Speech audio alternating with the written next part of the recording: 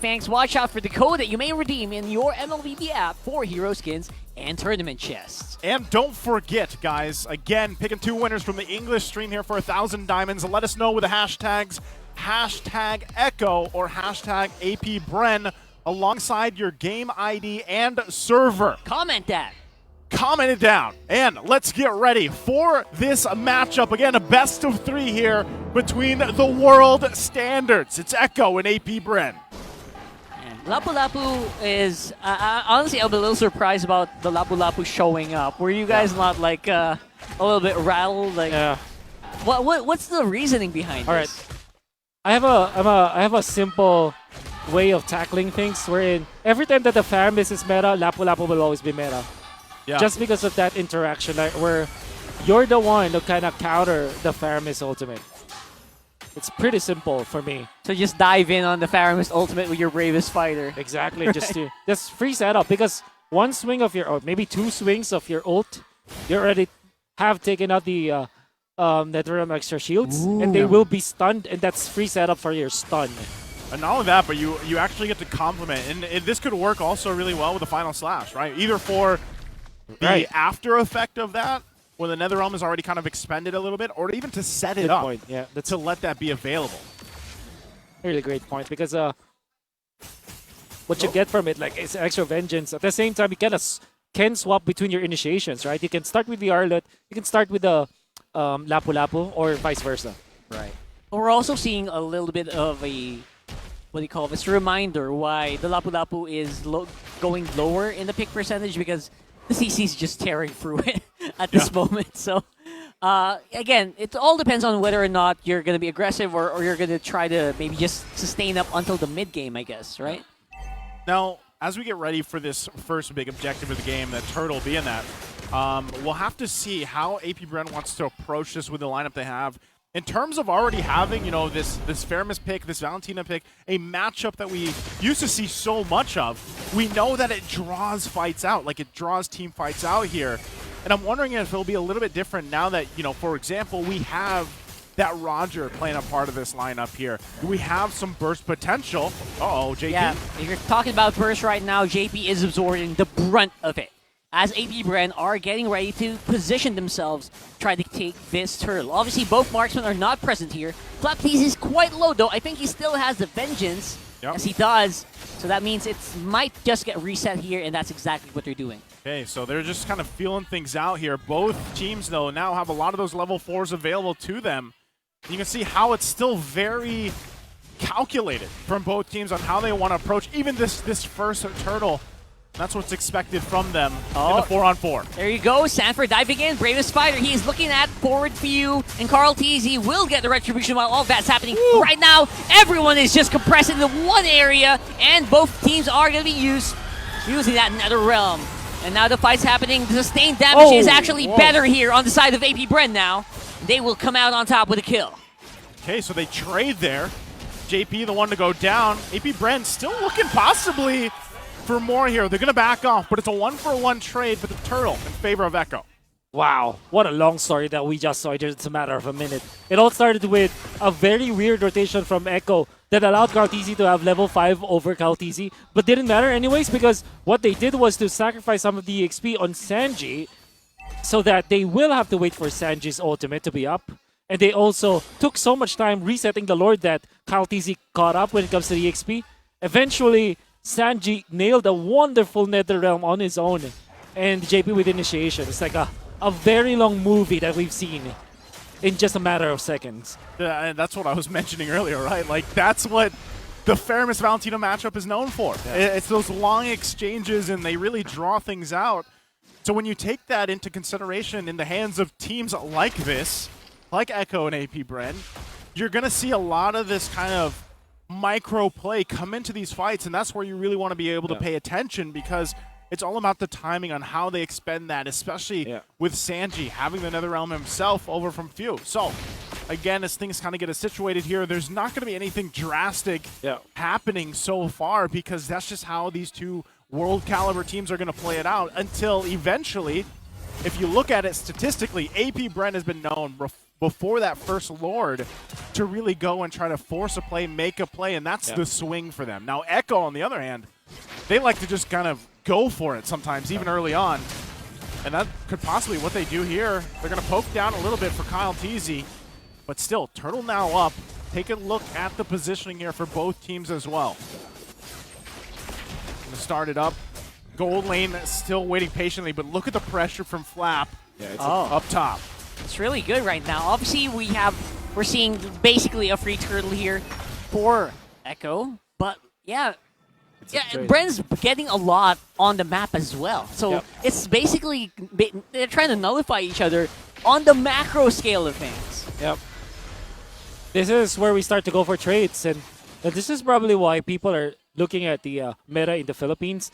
Why it looks quote-unquote boring, because sometimes teams have understood their power spike so much that in that case, like the slight advantage that Echo has when it comes to EXP as well as damage, because they got the first turtle, AP Brand already decided we cannot fight second turtle with just trades, so they even up. It's just all trades. That's part of the reason why teams, or why viewers look at the Philippines and say it's boring. It's because of the better understanding of the macro game that you just trade off. That's true. Yeah, well, that's what I was saying. It's really a disciplined approach as a region as a whole, right? It is. Right. Now, if you're a viewer and you're watching some of the other regions, it's fun to watch all these clashes here and there. It gets a little messy, and you're like, oh, that was exciting.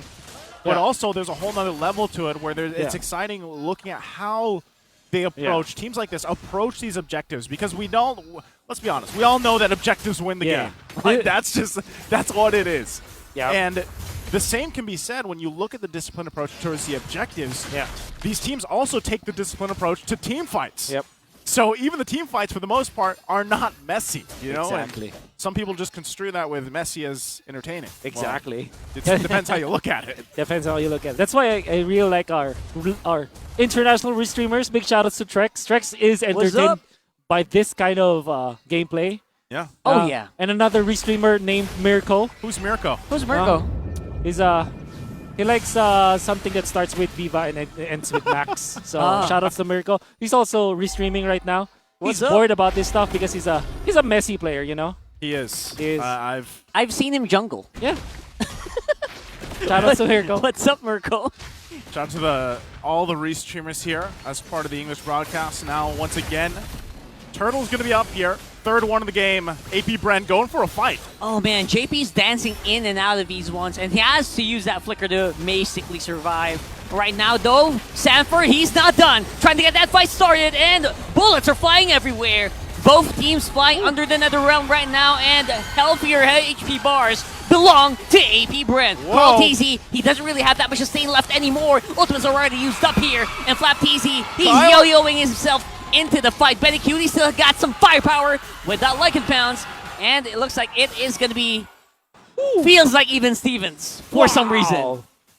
At the end of the day, it looked really good.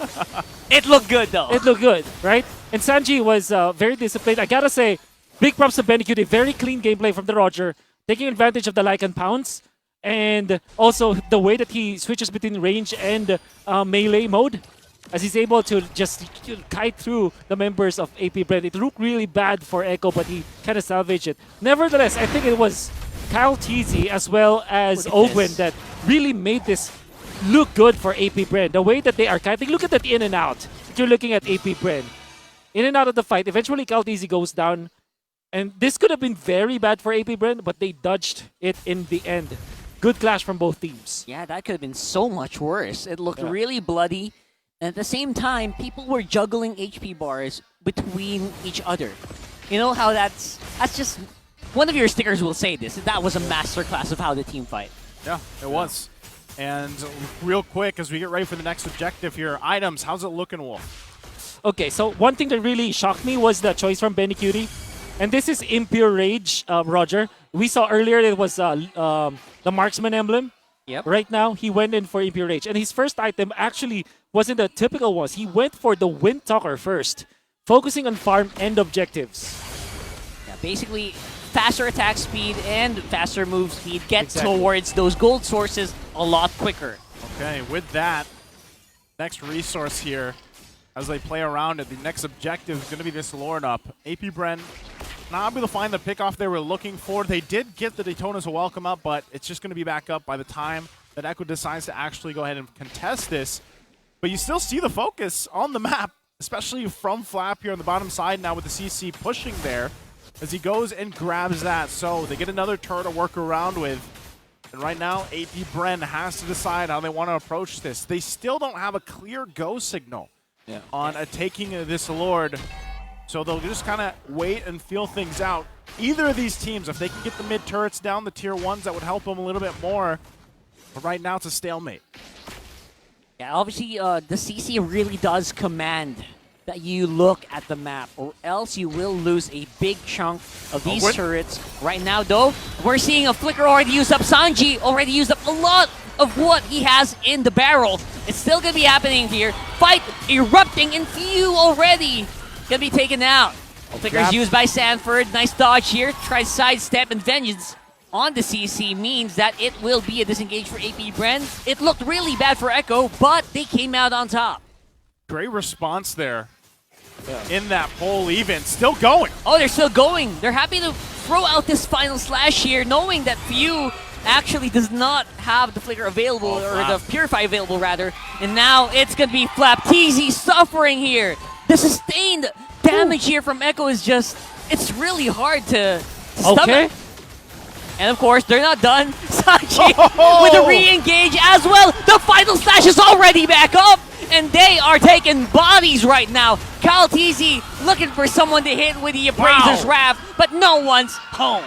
Marco, okay, he's going to survive, but holy moly, Echo comes out swinging, getting multiple members of AP BRAN, and that's their go signal now for this Lord. Yeah, AP BRAN just bit off more than they can chew. Few was already tagging so much, and even after he pops his ultimate, Flap TZ went in for the fight. He smelled blood, and he went for it. He got baited by the bubble of Echo. And then eventually, you can see Sanji just toying with death. We're gonna see it. Look at this. Now, look at how composed he is. He goes back even with a sliver of health, knowing that he can take out Ogwin. And what a final slash coming out from JP. Eventually followed up by Carl TZ. They're wonderful out there. And now, they stop the Appraiser's Wrath that could have been disastrous for them. And with just one clash, Echo is bona fide the leader of this game. Yeah, you know what? Most people on Sanji's position right there, with 1 HP and one of the torn apart memories going for your face, you would back off completely. But no, he went forward. That was beautiful to watch. That's just the confidence that the former world champions will have here. Again, going against the current world champions. So right now, AP BRAN going to deal with this Lord. Should make quick work of it. The big question is how much space advantage does Echo get out of this play? And we'll see that in just a bit as they make their way for the resources here of AP BRAN. And really, it kind of comes to the question. Hold on, they go pull. Okay. There you go. Nice pullback here for AP BRAN. That will net them a Sanford kill. Sanji forcing a Flicker out as well. Ooh, you already have Conceal used up. So both teams are really expecting a lot of resources just to stay alive, basically. And there's so many tools here for both teams to kind of initiate, peel, or just bait things out. Sorry. Highlight, is this boring? I caught me by surprise. Let us know. Is this boring, guys? Oh, look at this. Oh, they got separated by a mountain there. But the CC ult still pretty much going to be useful here, keeping them together. 3v5, still no problem here for Echo as they go straight into the heart of the AP BRAN line here. And JP not going to have enough skills to sustain anymore. It is a massacre of damage coming in from the bees. Benny's back. But right now, AP BRAN going to keep running it down mid, pushing down this mid lane, possibly to get a tier 2 turret. They've got the numbers. Do they want more here? Oh my god. AP BRAN still pushing the pressure in the mid. Oh, what a pull. Yeah. Sanford? This looks really bad here. Even the torn apart memory available. Oh my goodness. I don't know what you noticed, Wolf, but you were just going insane. Wolf is breathing because he's so bored. Are you bored, Wolf? Are you bored? Are you not entertained? Are you not entertained, everyone? Yeah, man. I may not have my wisdom teeth anymore, but my, oh my, I can't hold this anymore. Because Flap TZ lost lost the fight for AP Bren in the previous team fight. Like if you basically lost the Lord for Echo. Yeah. I mean for AP Bren and gave it to Echo. But then in the last fight, you saw how well he managed to zone out the members of Echo. So basically he zoned out 2 members because of his ultimate. And that allowed AP Bren to isolate Carl TZ. And then, because of the pool that you get from Few, Carl TZ doesn't have any of his teammates anymore because they were zoned out by Flap TZ. And that was a beautiful, I don't know actually if Flap TZ meant for that ultimate to go that way where there's a mound that separates 2 members of Echo and they're practically stunned, both of them, because they cannot move away from each other. I don't know if that was intended, but that was the result. They zoned out Carl TZ because of that, isolated Carl TZ, which meant that AP Bren took 3, and now they have gotten the lead back again. Well, with that, lead or not, AP Bren going to go ahead and start up this Lord to take it on their side here, but Carl TZ has the information he needs as well. Big item pickup for Super Marco. Sanchi doesn't have an ultimate yet. He's got to hold on and find the right one here, but take a look at the positioning. Lord's going to go through this phase for a while until they punch it in. Ogwin, though. Yep, nice pullback there. Carl TZ going to be using up the CC immunity of the Barretts just to try to stay alive, but look at that. Sanji is going to be the one who's caught here by the yo-yo blitz of Flap TZ. I think he still has the Curry Call available already. Used it up, making sure that Echo can't get out of this fight anymore. Now the fight's happening right now. HP are still very much healthy here for AP Bren, who have maximized the use of the Nether Realm. And now it's going to be JP falling. Oh man, it's only Benny Cutie. AP Bren, we don't even need the Lord. They say, let's push it down the mid. And it's Benny Cutie against AP Bren. The Orcas are going to be the one. Make sure to click that goodie bag on your base, on your TikTok app, as they are going to be walking and making short work of that base inside. It's 1-0 for the World Champs. The World Champs